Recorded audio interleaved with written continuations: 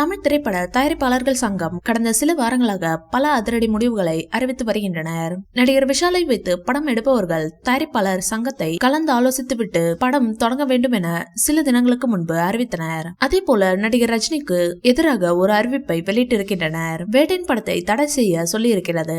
அது மட்டுமின்றி ரஜினியிடம் சங்க கட்டணம் கட்ட பணம் கேட்டுள்ளதாகவும் அதற்கு ரஜினி தர முடியாது என்று கூறியுள்ளார். இதனால் தான் இந்த முடிவை எடுத்துள்ளது நடிகர் சங்கம்.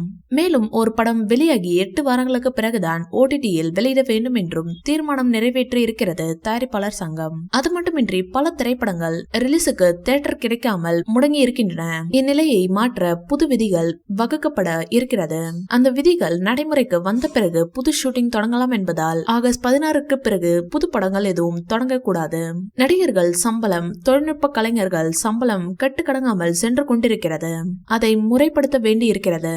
தமிழ் சினிமா துறையை மறுசீரமைப்பு செய்ய வேண்டியிருப்பதால் நவம்பர் 1ஆம் தேதி முதல் அனைத்து விதமான ஷூட்டிங்கும் நிறுத்தப்படுகிறது என தயாரிப்பாளர் சங்கம் அறிவித்திருக்கிறது. இந்த வீடியோ பிடிச்சிருந்தா லைக் பண்ணுங்க, ஷேர் பண்ணுங்க. மேலும் ரஜினி சார் பற்றிய தகவல்களுக்கு எங்க சேனலை சப்ஸ்கிரைப் பண்ணுங்க.